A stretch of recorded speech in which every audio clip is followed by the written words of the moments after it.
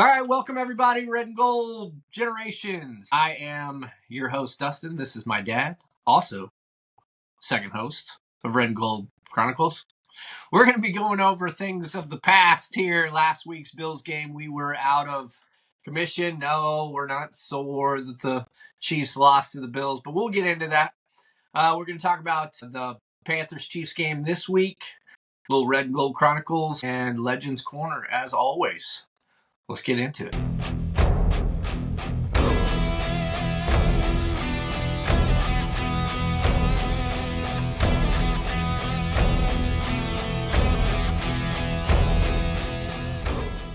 All right, well, let's get started with the Buffalo Bills and the Chiefs game. Are the Chiefs still a championship team, Dad? Oh, I think they are. The Kansas City Chiefs get to play everybody's version of their Super Bowl. They can say whatever they want, but every time somebody dresses out against Kansas City Chiefs, it's their Super Bowl. And people can get mad at me, that's okay, but that's my opinion. And the Buffalo Bills pretty much brought everything they had. And I'm not taking anything away from the Buffalo Bills. That's a great football team. And until we figure out how to handle Josh Allen and keep him contained, I don't know that we'll be able to go to another Super Bowl because they're pretty much a championship team too. But yes, Kansas City Chiefs are a championship team with full strength coming. Yeah, I totally agree. We get everybody's best go. We'll talk about that at the Panthers game. But no, I don't think that the loss makes us any less of a championship caliber team. I don't think that the Buffalo, and in fact, I was proud of the way the Chiefs played. I mean, they're beat up, and we still had a chance. We had a 4th and 2. How many times this season have we had a 4th and 2 that if we would have had a stop, we could have won that game too? So it just flipped on us this time, is all it did. One play that we normally catch and we're all expecting because we're the Chiefs, right? It just went the wrong way for us. Now, did I like the way that we let Josh Allen scramble, not only for the 4th and 2, but for the flipping touchdown? No, that pissed me off. Come on, where's the spy? We had no spy on him. It's a 4th and 2, and you don't have a spy on Josh Allen. I didn't understand that. But, we're a good team. Tony Romo said it before that play ever started, and he may have called it a little prematurely, but I don't know how many times I heard him make the comment, quarterback's legs. Everybody knows Josh Allen's a big old stout stud, and I'm like you. I don't know what Spags had called up, and, if I was as good as Spags, I'd be on that Kansas City Chiefs sideline calling defensive plays. So obviously I'm not.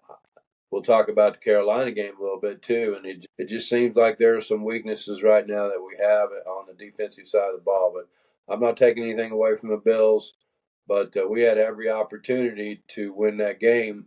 It's just like you said, we've got the opportunity to stop them on 4th and 2. How many teams have we done that to this year? Take the ball, march it down. Mahomes will either score or he'll get us close enough, just like he did, yesterday. That's all we got to do. Well, Nick Wright, I like watching that guy, but it's kind of like he said. He goes, this is what it feels like. This is what all these other teams feel. He goes, the Buffalo Bills have lost 6 times since the last time the Chiefs lost. The Ravens have lost and don't quote me on these numbers. He said them and I don't remember.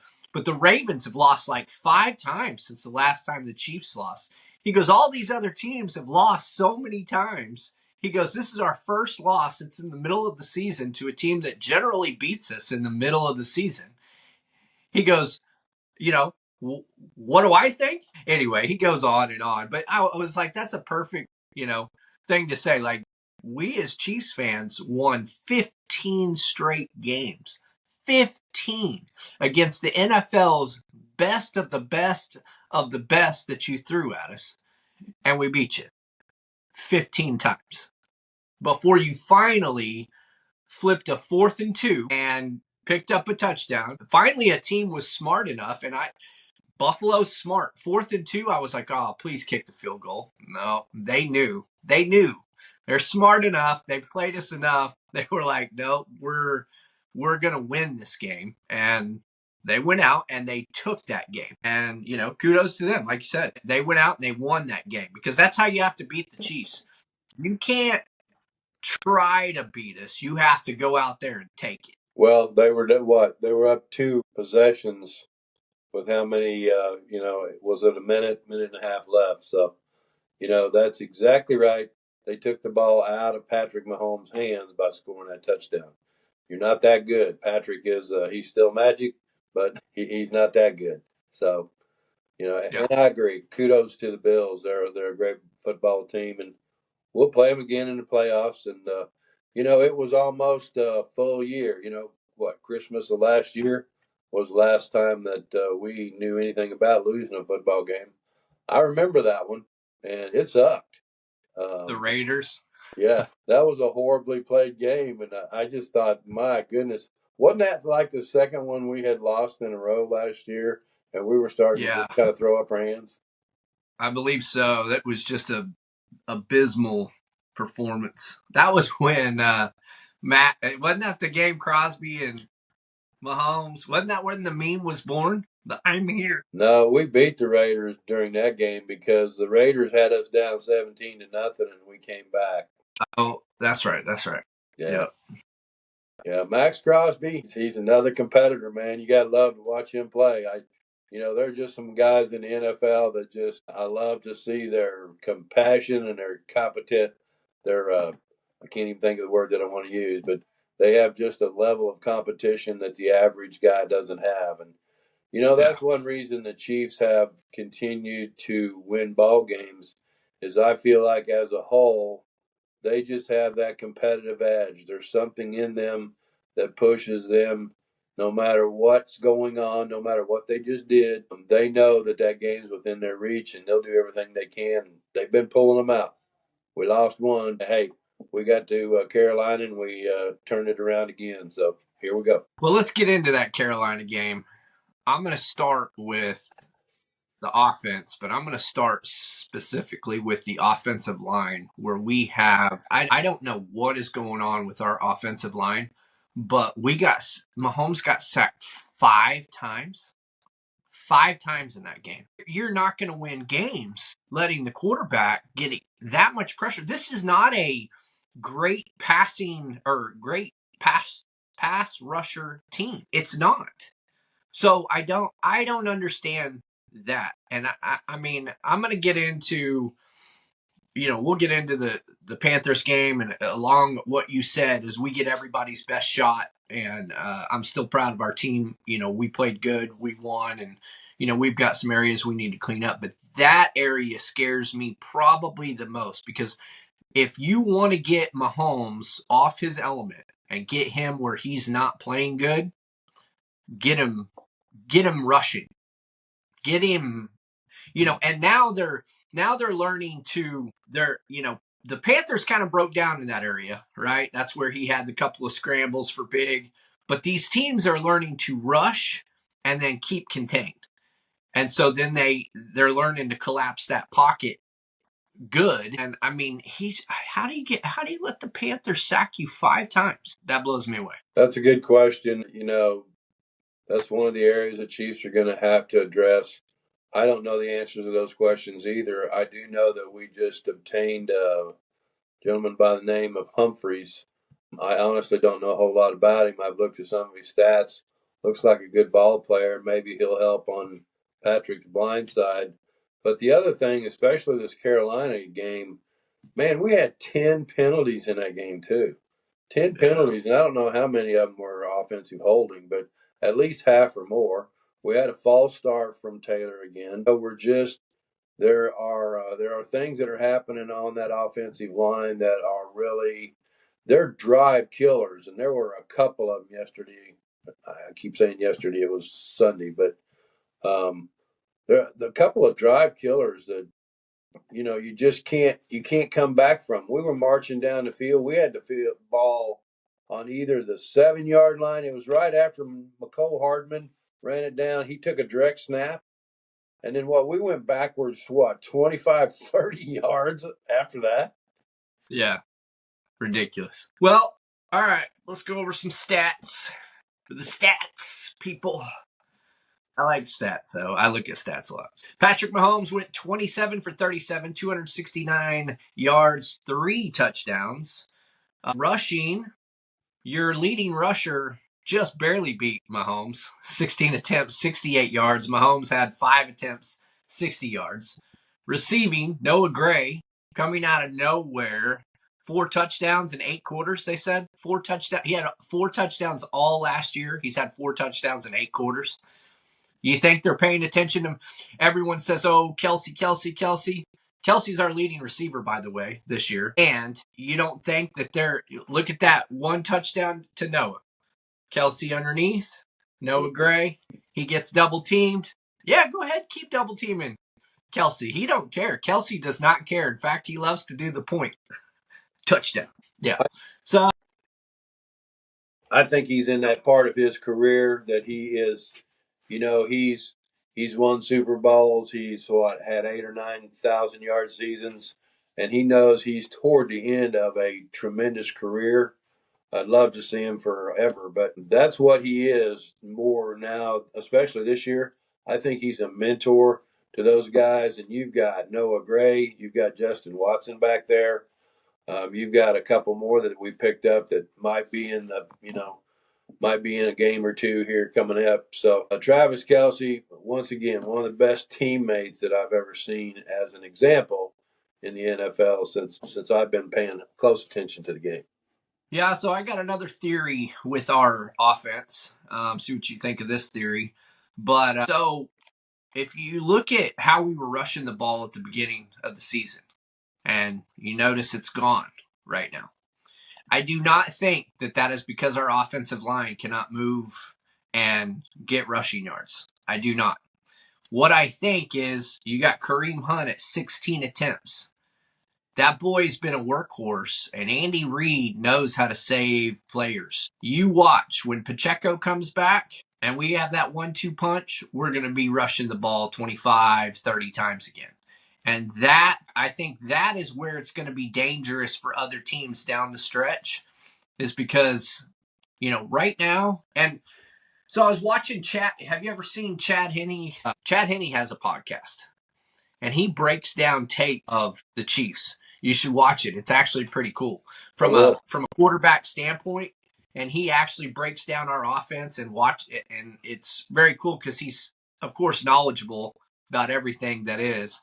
And he'll show you. He'll be like, look how smart this play was. And look at the design of this play. Anyway, what I'm saying is he was breaking it down, and he was showing that right now, our receivers, this is where we're missing players like Rashee Rice. Our receivers, like DeAndre Hopkins, is good, but he can't get off. McCole Hardman is fast, but he's fast in the long run. Xavier Worthy is a little guy, and he's getting jammed up. All of our receivers, which is why you see Mahomes looking, is because they're not getting open right away. They get open after Mahomes scrambles, or if it's a well-designed play. But they're not just getting open very quickly for Mahomes. That's an issue. Again, I think that'll come when, Andy Reid starts pulling playbooks out of his, back pocket that we know he has and does. The running game is going to help that. And when you're only rushing 16 attempts, and I mean all over, take out Mahomes, take out the receivers, we only rushed the ball 19 times. 19 times. That's it. Yeah, I agree with you 100%. I know that the Chiefs' ground game was, that was the reason that we had so much of an advantage in possession time, and we became that grinding, we're not going to give you the ball back football team. And really, I didn't see that near as much in the Buffalo game. That's where that time of possession turned around. And the Carolina Panthers, believe it or not, had just about as much time in possession as the Chiefs did Sunday. So, we had a couple good drives, but here again, you got to clean up some of this stuff. Andy said it at halftime. We had a good first half. We really did. The second half, I don't know. I think maybe that's when they go to scaling back some of their offense. I really do, leaning on their defense a little bit. And it's almost like we get into this conservative mode in the second half of football games, and we don't try much of anything that has any spark to it. I see us kind of walking, almost going through the motions. I know that's not a good term, but it kind of seems like our offense gets into that. We're going to go out here and we're going to go through the motions here for a little while. It's not working. Well, we put up 30 points. We scored. I didn't pull up the red zone efficiency, but I think our red zone efficiency was fantastic. We put together long drives. We are moving the ball well on offense despite what we've been dealt injury-wise. We're still putting up good numbers. I think we should have dominated this team, and I'm kind of mad we didn't. But, I'll let you get into the defense, but this is what I'll say before I let you do that. You give a team nothing to lose, an NFL team with NFL players. Every one of these players can be really, really good. The difference is how about playing loose? How about Bryce Young being able to sling it, right? Whereas you get deeper into the playoffs, you're going to think twice about throwing the ball into some of these windows that they were throwing the ball to, right, in the playoffs, because you're afraid, I've got to protect the ball. I'm not going to wing that ball in there because it could get tipped. We might, and this is the difference. And this is why I think some of those deep plays happen. Now, our corners, well, I'll let you. Why don't you just jump right into that defense? Defense, we gave up 334 yards Sunday. The Panthers pulled up 21 first downs on us. Bryce Young has been coming on the last few games. Patrick Mahomes said it. I haven't paid any attention to the Carolina Panthers. They had won, I believe, their last two games and have become a much better football team over the last 30 days. And we see that happening in the NFL all the time. And any given Sunday, somebody can come out and they can just, they can whoop your butt. So, they brought a lot of their own good stuff. We still only gave up 85 yards on the ground, but what they did, as far as I'm concerned, Sunday is that they kept our defense on the field. Their first and second series were 8-play drives, and that first time they had the football, they marched it right down the field. And I don't know if it's our cornerbacks. I don't know if it's the schemes we're calling. I'm not smart enough to figure it out, but I do know this, that I see over and over and over us giving up those 15, 10, 12, 15, 18, 20-yard pass plays, either right down the middle of the field or going to those edges. And then in that first series, we gave up two of those. We gave up 30 yards in two plays, And here again, they had a penalty that killed them in the red zone, and they had to back up to a field goal. The second series, they did the same thing. We came in with a blitz heavy in that second series, and I believe that was the time that Thielen that ran with a 30, 35-yard catch. I think it was. Yeah. And here again, it looked like it was blown coverage. You've got two split backs, one right here and one right here, and they send one of them across, and I believe it was Bolton picked him up. And then Thielen's right behind him, and we got a blitz coming, and there's only three guys back there, and Thielen was wide open. It was a bad call by the defense. Maybe not a bad call, just it looked bad because Carolina had the perfect play call. And those whenever you give up 30, 35 yards a time, you can't do that. But here again, on that next series, our defensive backfield made Bryce Young throw that ball away 3 times. So when we got down in there to their red zone, we shut them down that time too. They got nothing but a field goal. Then, we've got Dana. Dana's doing a job. I'm not sure how many sacks we wound up with, but I think Dana was only sacked him one time, and I don't think anybody else got to him that entire game. We're getting 3-and-outs, but not as much as we were with these teams. So that first half, we really didn't do a bad job until we got to 44 seconds left in the half. This is the kind of stuff that drives me nuts. We've got them, we've got them on the ropes, 20-6. We can pretty much put them away for the half, and we let them march down the field again with those short passes in the middle of the field, and they score a field goal, and then they get the ball back that second half.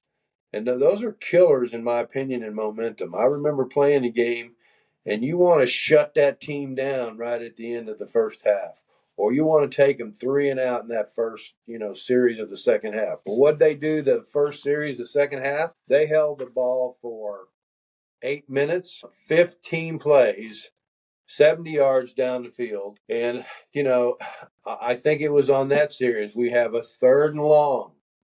We had too many of those in this game where we had them 3rd and long, 3rd and 8, 3rd and 10, and we let them convert. And something right there, we're missing what's going on with the offense. We have the wrong play call, or somebody's not doing their job in that defensive backfield. Because Bryce Young pretty much he picked us apart more in that second half than the first half. But you remember we called it during the Denver game. Remember I said Denver just gave the rest of the NFL an offensive blueprint to how to beat our defense, and it was just slinging the ball. And it's because I don't think our corners are. McDuffie got pushed around that game by Sutton, and I think people are going, you know what? Let's not try to even run the ball. Let's just throw it. Now, this is where it comes to how safe do you want to play it, right? And this is why I think we do better in the playoffs, because you have to be have a lot of gall, put it in the PG term. Put it in PG have a lot of gall to throw these balls where Bryce Young was throwing it, where Bo Nix was throwing it. And these teams don't do that come playoff time because they get picked off every once in a great while. And they don't want to do that. I do think that is a lot of it, but dadgum, our corners just seem to be getting beat so badly. Like you said, wide open. Nobody's even close to them. Blown coverages, and it's happening more, not less. So what is going on? I don't know. Like you said, don't know. Well, we've got a very young defensive backfield, and I know that they are learning their craft. I really do. And overall, they're doing a great job. It's like we said before, there are some great athletes in the NFL. And Carolina has some guys that can run routes. Some Bryce Young can, he can heave the football. So once again, the penalties from Sunday hurt us. That last series, which should have never happened at all. First, you've got a kicker who didn't get the ball anywhere close to where he needed to get it. Then you got somebody running out of bounds and running back in bounds. My 13, 14-year-old granddaughter knows that if you're on a football field, you probably shouldn't run out of bounds, then come back in bounds and then try to make a play because they're going to catch you. So they started that last series on the KC side of the field. We let Denver do that, and we got lucky. So what do these guys do? They've got just what you were talking about. They got Bryce Young humming that ball down to the sidelines, and what happens? We get a 30-yard pass interference call. Well, that's another thing with these corners. Since when do you think this and not turning your head is okay? Like that is rookie stuff. You cannot not turn your head around to the ball. Everybody knows this, And hey, just so the rest of the NFL knows, what are the Chiefs fans doing when they get a bad PI call? Are we griping and crying that we got the wrong call? No, we're not. Taking accountability. Yeah, that's what championship teams do. Anyway, our corners should have turned their head around a couple of times on those pass interference calls. The one down in the end zone was blatant. Dude's just running like this with his back to the ball. That is a pass interference, easy call every single time. Ball at the one. I would just rip that corner's head off on the side of the. I mean, oh my gosh, that guy would do up downs until he puked.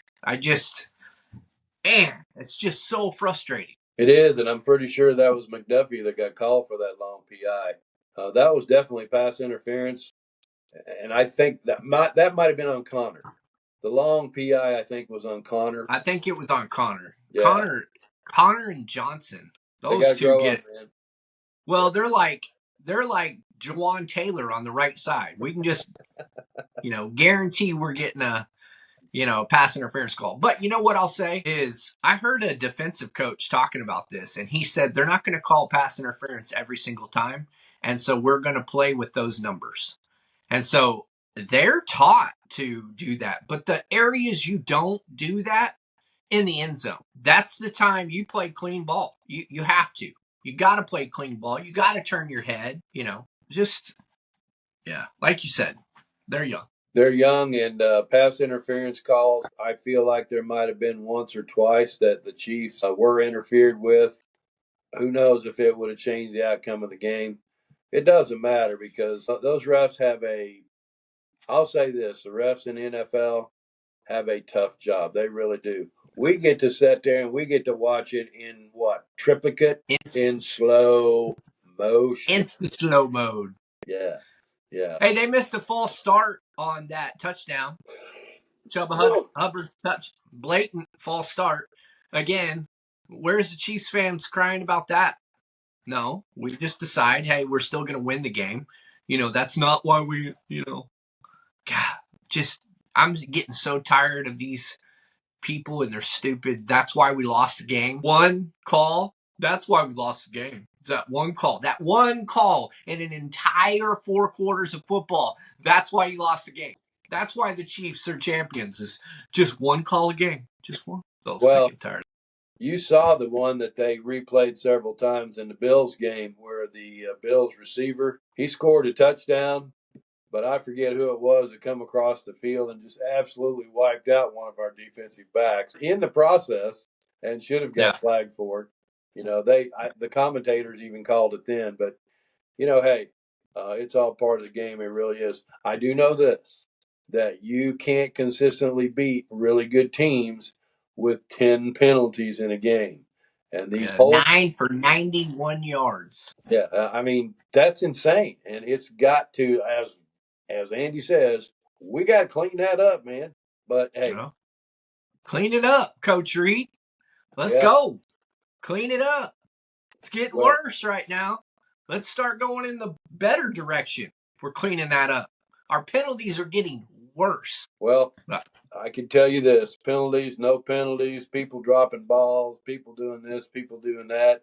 You still got Patrick Mahomes, and I'd take him in any game, anywhere that has everything on the line at the end of the game.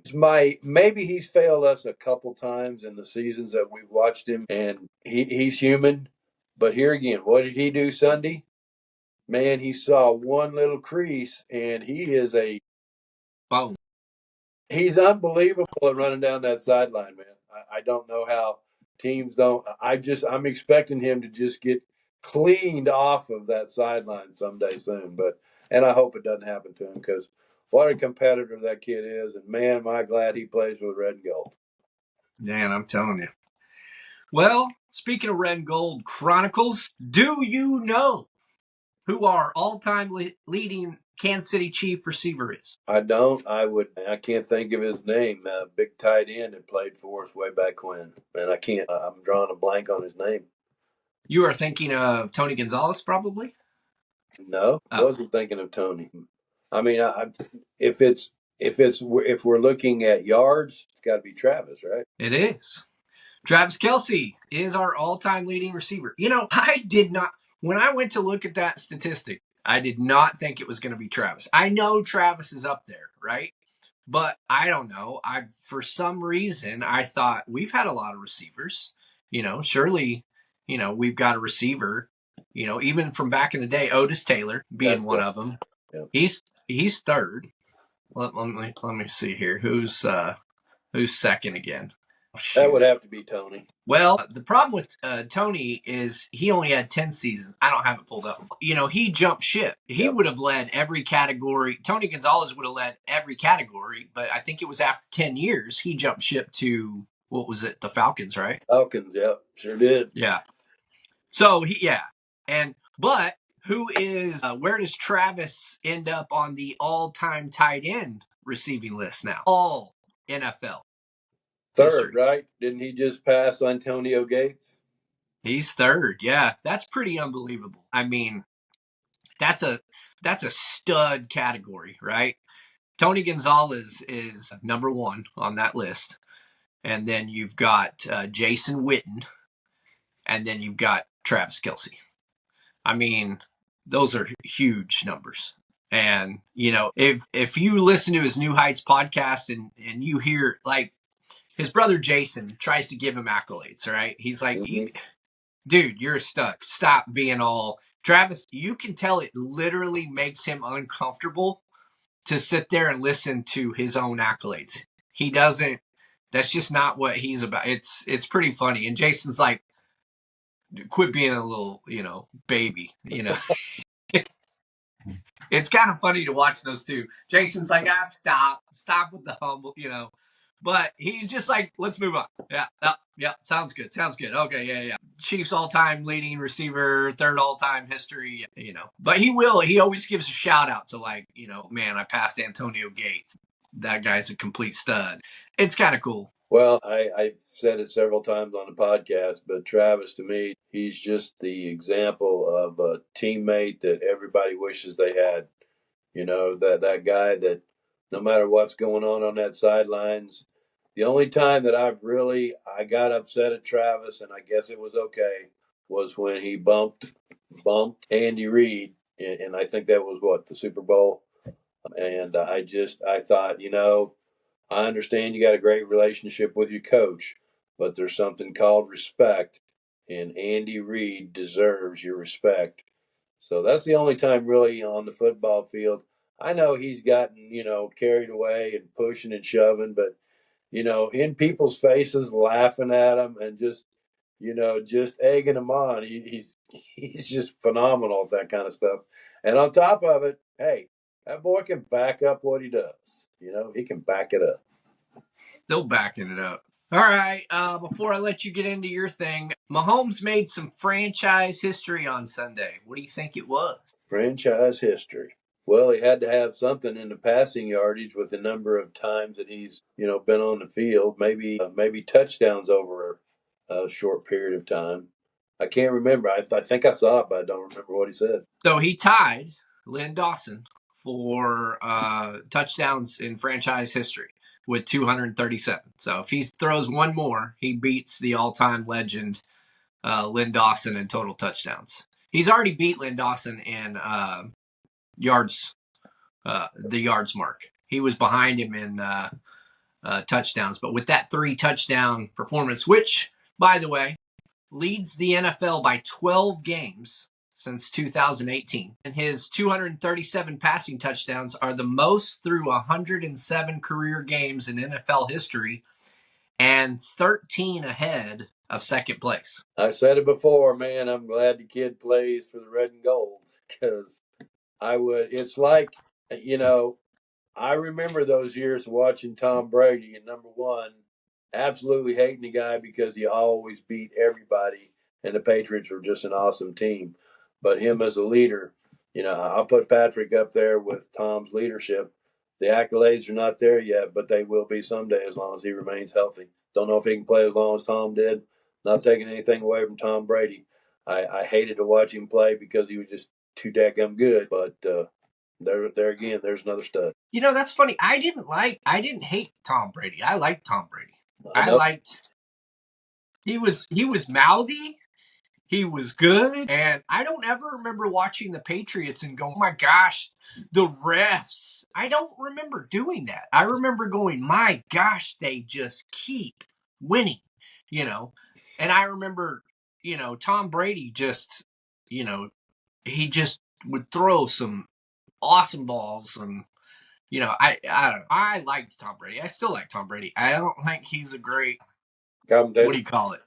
Yeah, not quite sold on him yet. I know he's just getting going, but I mean, Tony Romo came straight out and he just did awesome. Tom Brady is trying to intellectualize the commentating instead of just sitting back and being a quarterback like Tony Romo does. I don't know. That's what I think. But yeah, I don't think he's a great commentator. Hopefully he does better because, again, I'm a fan. I really am. I mean, I wasn't a fan when we played him, but, still a fan altogether. But speaking of legends, what do you have for us on Legends Corner? Kansas City Chiefs legend that let's start out with his high school career. I like to talk about high school careers a little bit because that's the only time that I got a chance to play football, which, by the way, I went and watched my football team on Saturday, and they lost in the semifinals to a great team up in Archie, Missouri. So shout out to my Lockwood High School district champions again, and just came that far away from being able to get into some of the finals in State 1A. But this young man came out of San Antonio, Texas. Another one of the Texas boys. Texas boy. Then he turned around and he went to Texas University, and he was a member of the Hall of Honor there in Texas. He was also a Texas High School Hall of Famer. So, kid started out early in his career playing really good football. He averaged over 5 yards a carry in college. He became a pro in 1997. So I don't know how old that makes. You'd be what? I was trying to think of how old you would be in the NFL. That was my graduation date was 97. That's right. Okay. So, yeah, you're going to recognize this pretty quick. He started his Chiefs career in 2001. He's running back. Not really that big, 5'9", which I'm 5'9", but he was 213 pounds of muscle, and I'm about that and quite a bit of fat. But he is the number 2 all-time rushing leader for the Kansas City Chiefs. Number 31, Priest Holmes. Priest Holmes. Yep. Over 8,000 yards in his career, 86 touchdowns in his career, which he holds the Kansas City Chiefs record for 83 touchdowns, but in rushing. I think Travis Kelce is very close to that record. I'm probably going to take it away from him here before too long. I think Travis is like 78 or 79 touchdowns now for the Chiefs. I had all those big. Anyway, go ahead. Yeah. He had 2 or 3 years there that he was phenomenal, and I know you got a chance to watch him play then. And we've talked about Will Shields, the guy who kind of led him around the corners and pull for him. But he was the NFL rushing leader in 2001, 2002. He had 1,600 yards, 24 touchdowns. 2003, over 1,400 yards. So he was the only guy in the NFL to ever run for over 6,500 yards and score 60 touchdowns in a 3-year period. Nobody's ever touched that. So we got a chance to watch Priest back in those early 2000 years, and there wasn't a better guy running the football, and I'm not sure there ever will be during that 3-year period. He was just phenomenal when he was running the ball back then. He was drafted by the team that played last night, the Baltimore Ravens. Really? Did Priest Holmes ever get an opportunity to play in the Super Bowl? Maybe not with us. Exactly. But he played in the Super Bowl in 2000 with those Ravens. Did he really? So, yeah, he got him a Super Bowl ring. Then he came over to the Chiefs and became pretty much an all-time stud running the football. He's got quite a few accolades. He was Offensive Player of the Year in 2002, had 3 Pro Bowl visits. He was KC MVP player a couple seasons. he was voted as a Kansas City Chiefs Hall of Famer in 2014. I meant to look up and see what Priest was doing these days, and I got sidetracked and didn't do it. But a guy that I absolutely loved to watch play the game. Priest was just, he was just one of those guys that you always pull for him because you just take that ball and run. Kareem kind of reminds me of that same mindset. Just give me the football and let me run it. And that's what Priest did. Just great ball player. Well, and wasn't he the main? He was his horse collar tackle that took him out for his career. Wasn't that one of the main reasons the NFL changed that horse collar tackle rule? I don't know that. I don't know. I'm pretty sure that was what ended his career, was a horse collar tackle. And I want to say they changed the rule very quickly after that. Anybody out there watching us, let us know about that because I was not aware of that. I didn't see that in the material that I pulled up about Priest, but I know his running back career ended pretty suddenly right around that 2004, 2005 year. So very possible. Yeah, I'm almost positive that's what it was. Well, that's all I got on thank you. Priest. Yeah, that's it. I don't really have anything else for us today. Thanks, everyone, for joining us. We'll see y'all next week. Sorry for the delay in a week. We were a little busy. Life happens, but we'll try and keep one out every week for y'all. Go Chiefs.